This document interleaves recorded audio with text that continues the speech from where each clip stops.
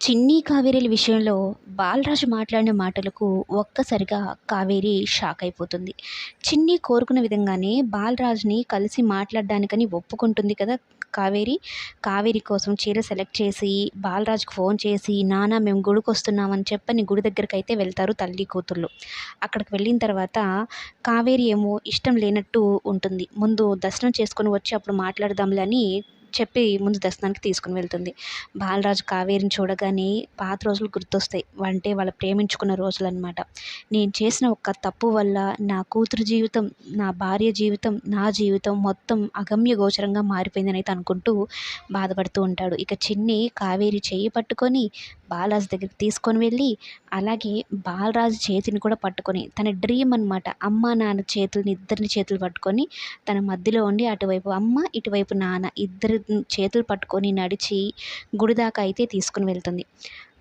ప్రశాంతంగా ఉండే ఒక ప్లేస్ దగ్గర తీసుకొని వెళ్ళి మీరిద్దరూ మాట్లాడుకోండి అని చెప్పని, అలాగే తను శ్రీరామనవమి రోజు పేర్లు రాసిన విషయం మొత్తం చెప్తుందనమాట. నా కోరికే కాదు, ఆ దేవుడి కోరిక కూడా ఇదే అని. అయితే ఇక బాలరాజు వాళ్ళిద్దరూ కలిసిపోవాలి. అమ్మ, నాన్నని అర్థం చేసుకోవాలనుకుంటూ ఉంటుంది.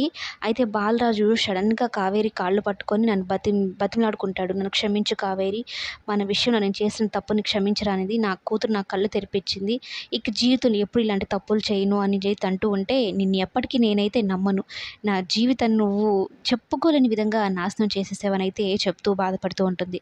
అసలు చిన్ని కోసం ఇప్పుడైతే మాట్లాడడానికి వచ్చానన్నట్టు మాట్లాడుతూ ఉంటే, అప్పుడే బాలరాజు తన నిర్ణయాన్ని చెప్తాడు. చేసింది క్షమించరాని తప్పే కావేరి. కానీ నా తప్పు నేను తెలుసుకున్నాను. నేను పూర్తిగా మారిపోయాను.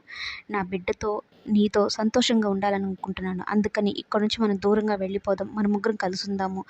మన వల్ల మీ అన్నయ్య వాళ్ళ ఫ్యామిలీకి కూడా ఇబ్బంది కలగకుండా ఉండేలాగా నేను చూసుకుంటానన్నట్టు మాట ఇస్తే, కావేరి ఆ మాటతో షాక్ అయిపోతుంది.